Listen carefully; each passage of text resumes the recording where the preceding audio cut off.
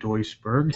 Uh, okay, so this is my presentation on Theo van Doesburg. He was born in 1883. He was actually born Christian Cooper. He changed his name to for after his stepfather, anyways, who he admired, and I think he added the Van possibly because of Van Gogh. But this is him, and I want to show you. This is the typeface that he created. One of the things he did. It's very simple, but I think it's representative of kind of how he, well, of his style, which you'll see. So he started out doing caricature work. He actually started in theater, but when he moved into art, he started doing these caricatures, and you can see a progression he made. So he did these, and then he did this sort of impressionist style for a long while. Well, I shouldn't say a long while, but as he was going, this is a self-portrait. We can see he moved into some other styles here, more impression or abstract.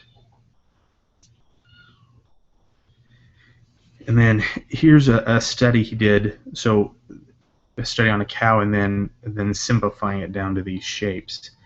And he's part of a movement called the Style, and it was really all about getting away from representation. And he had this philosophy that pure art really didn't, wasn't representing something else or didn't mimic something, but it was just like internal design. Here's a simplification of some people, but you can see that he moved into these things that didn't really represent anything. That of course does, but he continued to do, like, he'd do other portraits and monograms for people, but here's an example of just using lines and colors, and he did a lot with black and white in the primary colors. So there's a few other things he did. You can see as he moved on, he got to like just this sort of conceptual thing, again, not representing anything. This is a monogram he did for someone. So here's part of the process of how I got with my final posters. So this was our experiment. This was using markers, more markers, and markers. Something else I did here. And these are just some of my sketches of different ideas along the way to get towards the final posters.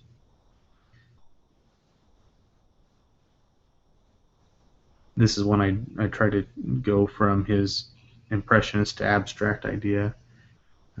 I'll talk about this one in a minute. So here's my finals. This is the principles of scale and alignment. And I don't know, this one came fairly easily, but everything is just aligned, and there's got some variances in scale and the different type sizes and the ampersand and those type of things. But I liked this one. I did it a couple different ways, and this is the clean version that I think turned out well and conveys things okay. This next poster, which is the one that's supposed to be in his style, I had a lot of revisions of this. None of them have been perfect, but the idea was something that I'll talk about in the last poster too. But it's really, so there's sort of a abstracted face within these shapes, and the idea is kind of like, as I was going through studying him and just looking at his art, you feel like you sort of get to know him. And I noticed that I'd sketch something not based on a particular sketch of his. I'd sketch something, and then later on I'd find a new image that I hadn't seen before, and I'm like, this looks just like the thing I sketched. At least conceptually. I can't claim to be as good as he was, but I'd be like, oh, it felt like this will look like I was copying this other image, but I really just felt like you'd get to kind of know his style, and it was, even though there's a lot more to his life than just his style, I felt like the more I looked at his work, the more I kind of would see him or how he might think.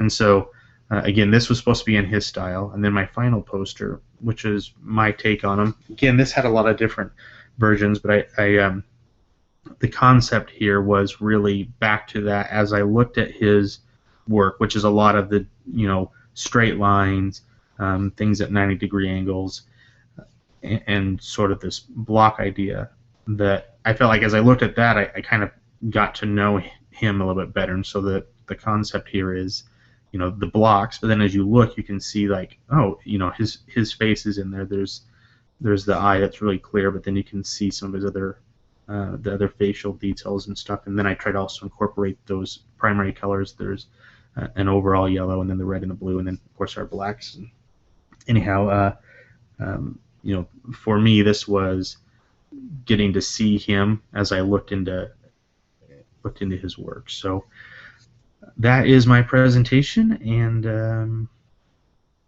that's Theo van Doesburg in just a couple minutes.